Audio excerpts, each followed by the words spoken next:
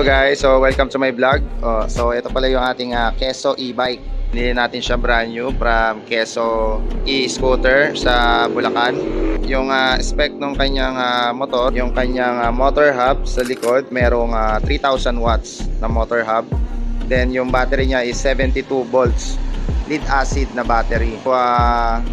60 to 80 kilometers yung distance. So depende sa pagpapatakbo nyo kung rat-rat kayo o full gas lagi or chill ride lang. Pakita lang natin yung mga nakalagay dito sa ating e-scooter. So ayan, naka-digital siya na panel, oh. Parang sa motor din. Yan, colored. So meron siyang speedometer, yung parang cambio niya, odometer, battery, tsaka yung volts ng battery. So ayan, nagsisiro siya after niya ipakita yung original odo niya para malaman mo kung ilang distance na yung tinatakbo mo ulit. So ayan, naka-ready na siya. So once na ini-start mo yung susi niya, pwede mo na kagad siyang gamitin. Maandar na kagad siya. Sa right hand muna na handlebar, yung handle grip, ito yung parang cambio niya. So nasa sa'yo kung anong number yung gusto mo, 1, 2, 3. So ayan yung nagko-control ng power. Kung gusto mo mahina lang, 1. Gusto mong medyo malakas, 2. Then yung pinakamalakas niya is yung 3. Syempre, kung mas mataas yung power na gagamitin mo, mas malakas din yung konsumo sa battery. Usually ako, ginagamit ko lang is 1 since chill ride lang naman. So ayan. Then ito yung kanyang button para sa park light. So ito, nakikita mo sa salamin. Yan, park light niya. Umilaw yung signal light niya tsaka yung park light. Then headlight. Ayan, headlight niya. Ano naman, ito, meron siyang hazard. Ito yung high and low ng headlight. Signal light, busina. Ito yung busina niya. Ito naman yung parking. Pag pinindot mo to, magpa-park, hindi mo siya maiaandar. Pakita natin yung ilaw. Ito pala yung ano niya, park light niya. So ayan, buksan natin yung headlight. Yun, sa gitna ang headlight. Ito naman yung kanyang signal light. Ang ganda ng signal light niya is all LED. Wala ka nang papalitan. Kulay blue, tas kulay orange yung signal niya. Sa kanyang brake master naman, adjustable din. Ayan, kung gusto mo taasan o babaan, na-adjust siya. Tapos ang ganda ng pagkaka-alloy niya. Kumbaga sobrang kinis, tsaka smooth yung pagkakagawa. So yan, transparent din yung kanyang brake fluid. So makikita mo kung madumi na or konti na lang yung brake fluid mo. Sa gulong, ayan, kakaiba yung kanyang disc. Tignan nyo, ang front disc niya is baliktad. Sa dulo naka-bolt siya. Tapos yung kagat ng caliper is pabaliktad din. So ayan, so ang ganda ng pagkakadesign niya. Big disc na siya. Tapos double piston na yung caliper niya. So yung caliper niya sobrang lakas nung tinesting ko talaga. Wala akong masabi. Talagang kaya niyang pahintuin talaga yung e-bike para siyang motor talaga. Then aside from that, tupat na siya. Kung mapapansin nyo sa mga ibang motor, mga single pot lang, mga sikat na brand pa. Pero ito, tupat na siya. Tapos yung brake pad niya, hindi ka na mahihirapan maghanap. Dahil ang sukat dito sa caliper na to is pang Wave 125 na caliper. So yung harap ng Wave 125, swak dyan yung brake pad nila. So kung fan ka ng mga branded, madali mo siyang hanapan. Ayan, katulad ng RCB, yan. Sa RCB, meron sila pang Wave 125, pwede mong ilagay dyan. Tapos yung shock niya naman sa harap, ayan, silver, ang ganda ng pagkaka-silver niya. Tsaka yung inner tube niya, hindi mukhang pang e-bike, mukha siyang pang motor, mukha siyang pang Mio. Ayun, ang taba. Solid yung kanyang shock. Tapos meron siyang forma na ganito, mukha siyang fully adjustable na shock. Pero design lang to, wala siyang reservoir or function ito. So wala rin siyang adjustment. Waga forma lang, mukha lang siyang fully adjustable. Pero maganda yung play ng shock niya nung biniyahe ko siya from Bulacan going back dito sa bahay namin sa Antipolo. So ayan, yung likod niya naka double piston din na brake pad, na caliper. Tapos yung hose niya, ang kinaganda dito sa likod, naka braided hose na, kumbaga di mo na kailangan palitan. Ayun, braided hose siya, kaya maganda. Tapos same lang din yung brake pad nito, katulad sa harap, pang Wave 125 lang din. So ayan, naka-swing arm na siya. Yung unang labas ni Keso is ang alam ko hindi pa siya naka-swing arm. Pero ito ang ganda. Talagang parang wala ka nang papalitan sa motor. Sinwing arm na rin nila, naka-forma na. Mukha siyang lighten pero papansin nyo, ang kapal ng swing arm niya. Ayun, solid. Hindi siya basta-basta mababaliko or mapuputol. Ayan. Tapos naka-disc na rin siya sa likod, disc brake. Ayan, yung gulong niya parehas lang din sa harap. 120 by 70. So makapal na rin. Ayun, 120. Tapos sobrang kapit na ito. Nung tinry kong i-full brake, grabe, talagang kapit na kapit siya. Tsaka mukha rin siya makapit sa ulan kasi ang dami niyang groove. Ayan, oh. Parehas siya ng sukat sa harap. 120 by 70 by 10. Harap likod. Tapos yung shock niya, ito, stock lang din tong shock na to. Ito, wala naman tong function. Hindi rin siya adjustable. Forma lang siya. Wala rin siya reserva. Pero ang kinaganda niya, mukha siyang shock ng motor. Ayan. Kung balak mo naman magpalit ng shock, pwede dyan, RCB rin. Yung mga pang Aerox NMAX. Nasa sa'yo na lang kung anong sukat gusto mong ilagay. Kasi iisa lang naman yung butas nila. Parehas lang. Sa likod naman, ito yung ilaw niya. Yan. LED rin siya lahat. Signal light, LED. Park light na red, LED. Tsaka yung brake light niya. Yan. Pustin natin. Yan. LED siya. Ayun yung umiilaw kapag kumreno ka na. Tapos meron din siyang reflectorize. Gilid, likod. Ayan. As meron din siya dito nakaabang na ilaw para sa plate number. Kung gusto mo lagyan ng mga forma-forma dito, which is wala naman talaga tong plate number kung gusto mo nang lagyan. Yan. Ako lalagyan ko dito na nakalagay e-bike or e-scooter para alam nila. Kasi itong motor na to, hindi siya nire-register. Hindi mo rin kailangan ng lisensya para gamitin itong e-bike na to. So kahit minor, pwedeng gamitin to basta marunong magmotor. Ayan. Ayan, fully electric siya. Ito ay yung kanyang makina. Ayan. So, ito yung motor hub niya, 3,000 watts. Yung brand is QS Motor. So, sikat na brand siya. Pag sinearch mo sa internet or sa Google, QS Motor, sikat na brand yan. So, specialized talaga sila sa mga electric. Ito yung kanyang wire. So, dapat ipagkaingatan mo lang yung wire niya. Baka maputol. Kasi ayan yung konektado sa kanyang ECU. Yung battery niya nandito sa ilalim. Yan, napakalaki. 6 na battery yung nakalagay dyan. Sa mga nagtatanong kung baka pangit siya pag kumuulan or baka masira dahil electric pag nabasa. So, safe na safe siya. Pwede actually siya mabasa. Kahit lumagpas pa dito sa footboard yung tubig, pwede.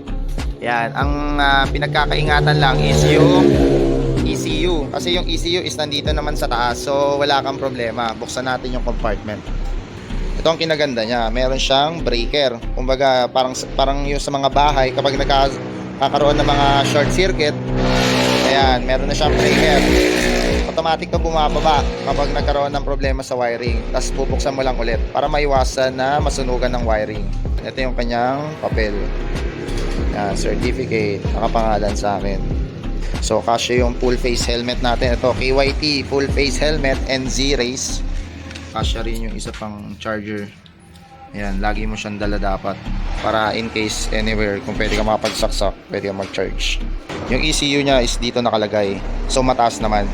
So, hindi ka mag-aalala kahit na bumaba or umuulan. Basta wag lang lalagpas sa motor.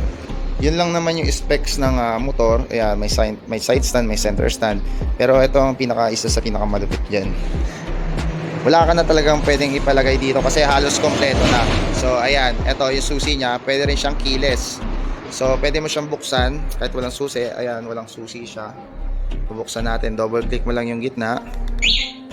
Ayan, naka-on na siya. Pwede mo na siyang gamitin. Keyless. Iwas nakaw, di ba? Tapos, pag off mo, itong sa taas, off mo lang. Naka-off na siya. Wala na. Tapos kung gusto mo naman, i-safety siya, i-alarm mo siya in case na para pag may magnanakaw, click mo lang itong baba. Ayan. Naka-alarm na siya. Parang kotse. So pag ginalaw yan ng ibang tao or ng magnanakaw, testing natin. Ayan. Naka-alarm na siya. Lakas.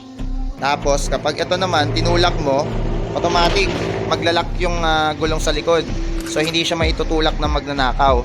So, ang last choice lang talaga ng magnanakaw is buhatin yung unit at isampas sa sasakyan. So, safe pa rin, di ba? Kaya lang, yun nga lang, pag binuhat, makukuha pa rin. Pero, maganda yung features niya, di ba? Tapos, sobrang ingay nito pag ginalaw mo pa ng pangalawa. Galawin natin. Ayan. Isa pa. Hindi na to titigil pag ginalaw mo pa ulit. Ayan na, sobrang ingay na. Diba?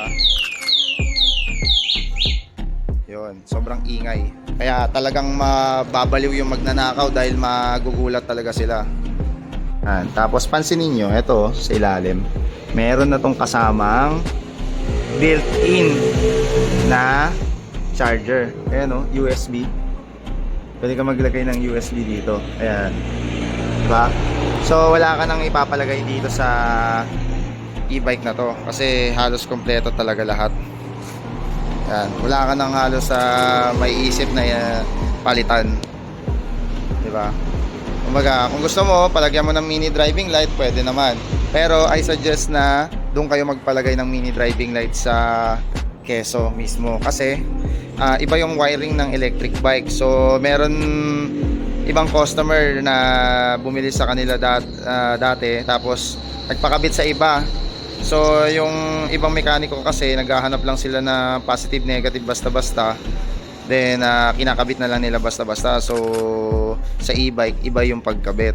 So anong nangyari nung merong ibang customer na nagpakabit ng busina, nasunog daw yung wiring. So meron na proper install pagdating sa wiring sa electric scooter. So I suggest doon kayo magpakabit para hindi kayo magkaroon ng problema sa motor nyo. So kung masira man yung e-bike nyo, dalhin nyo lang din sa store nila. Kompleto naman sila at meron sila mga pamalit sa e-bike.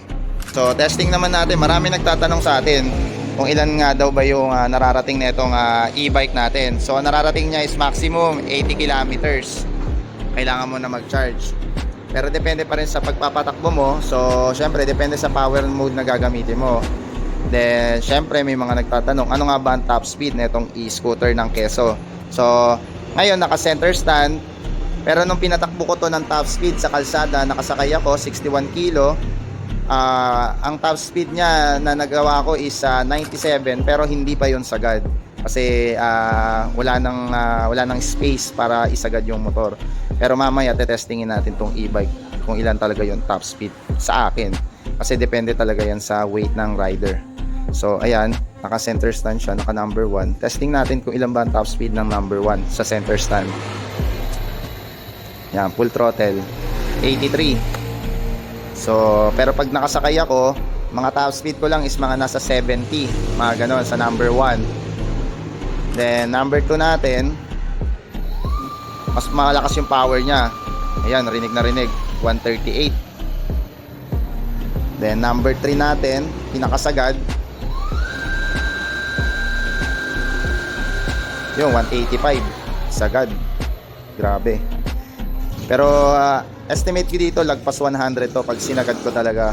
Pero mamaya malalaman natin pag tinesting na natin. Sobrang tulin niya. Papansin nyo, lumulobo talaga yung gulong kapag sinagad mo. Ayun o, nag-e-expand siya, sobrang tulin. Diba? Kaya sulit na sulit talaga eh. So ayun, test ride na tayo. So nagkabit na tayo ng ating camera 360. Testingin natin kung ilan ba talaga ang top speed ng ating stock na Keso K350X. So stock lang siya, all stock. Yan, testingin natin mamaya. Bihis lang tayo. So, patayin natin lahat ng ilaw para ma-check natin yung maximum na itong electric. Testing tayo dito sa kabila. So, top speed muna natin is number 1. So, may mga nagtatanong, gaano ba kabilis yung Keso? So, compare ko siya sa mga Honda Beat tsaka Mio Sporty. Oh, full throttle sagad, pops. Oh my god. Hirap mag dito, top speed. Number 1 pa lang yan, pops. Pero pababa kasi to, pero matulin. Full throttle. Yan. Ang kinaganda dito, ayan, di na ako naka-throttle. Ang kinaganda dito sa e-bike, wala siyang engine brake. So dire-diretso to pag pababa. Ayan o, dire-diretso. Tipid na tipid kapag pababa. Kumbaga maggagas ka lang dito kapag paakyat. Kasi pag pababa, hindi nagbabago yung takbuhan niya. Ayun ang kinaganda sa kanya. Ayan o. So paakyat. So yung sa gauge niya, Hindi siya sobrang accurate. So sabihin natin na less 10 kph ang ibawas natin para maging accurate siya. So kung tumatakbo tayo ng 55, mga nasa 45 lang yung takbuhan niya. So ito, patag na to. Yan, full throttle na to. Yan, medyo paakyat pa to. Yan, no, full throttle. Pag buwan lang, mabagal yung acceleration niya. Pero yung top speed, depende pa rin sa buwelo. Kumbaga hindi naman siya naglilimit. Yung acceleration niya lang, ano, mga ganyan lang, 60. So try naman natin sa number 2. Yan, mas malakas na yung hatak niya kahit paakyat. Tulad na ito, Honda Beat. Yan, mas malakas yung hatak niya. May damba na siya kapag number 2. Pag number 1 wala pang damba eh. Pag number 2, ayun, may damba agad. Ayun, Ayan, number 2 tayo. Number 2. Ayan, tulin, Number 2, Paps. Ayun, pababa. Ang tulin lalo. Ayan na. Pag 100 na. Number 2. Stock lang po. Woo! Ang inang tulin. Tulin niya lalo na pagpababa. Ang ina, walang limit. Tsaka kinaganda dito sa scooter ng Keso, yung stock ECU nila na totono na. Hindi katulad sa mga ibang nagbebenta ng e-scooter na hindi natotono yung ECU. Sa kanila kasi nakaset na yung ECU nila. So pwede nang itono. Ikot na tayo para hindi tayo masyado lumayo. Yan, number 2 lang, Paps. Ayun, para yung number 2 niya, yung arangkada niya parang parang Mio Sporty na yung arangkada. Pero pag 1, walang arangkada. Kumbaga dahan-dahan talaga acceleration niya. Kaya matipid siya sa battery kapag number 1 lang. Katulad na ito. Ito, sabay natin itong mga motor na paakyat. Ito, paakyat to eh. Titignan natin kung kaya ba makipagsabay ng e-scooter sa paakyat. Pamarilake. Ayan. Ayan, okay naman siya paakyat. Ayan, naka full throttle ako. Okay naman siya. Ayan, tulin pa rin. Number 2 lang yan. Mamaya try natin number 3. Number 2. Hindi naman siya hirap umakyat sa number 2. Pa rin, kumbaga nadadagdagan pa rin yung speed niya. Hindi siya bumababa pag paakyat sa number 2. Pero pag number 1, mabagal siya kapag paakyat. So ang gagawin mo niyan, lalaro-laruin mo yung parang yung power niya. Pwede kang magkambyo-kambyo, 1, 2, lalaruin mo. Ayan, dito tayo sa stretch. Resting natin yung number 3. Medyo nakakatakot lang kasi ang tulin niya, tapos ang gaan ng motor. Kaya ang sarap sarap full throttle tsaka iwas-iwas sa corner. Ayun, kapal pa ng gulong. Ayun na, number 3 na natin, Paps. Number 3, boom. Ang inang tulin ng accelerate. Ayun, umuugong yung likod eh. Putang inang tulin. Woo! Number 3. Yan na, 100, 104, 105. Tulin. Woo! Sibak si Honda Click. Woo! Walwal. Ang inang tulin, Woo! Stock pa lang, puta. Lalaglag pa yung camera natin. Ang inang tulin. Lakas ng number 3 niya. Ngayon ko lang nagamit yung number 3 niya kasi pag yung 2 araw ko na itong ginagamit, puro 1 and 2 lang. Ngayon ko lang nawalwal yung 3. Yun, number 3, paakyat. Yan, paakyat to, number 3. May iwan yung Honda Beat dito. Pati Mio, kahit paakyat. Pag number 3. Pag number 2, lugi. Yun,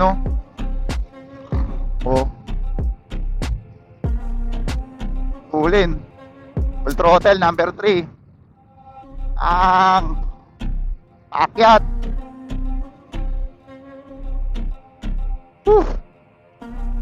Uwi na tayo. Nakakatakot iwalwal. Tulin, no?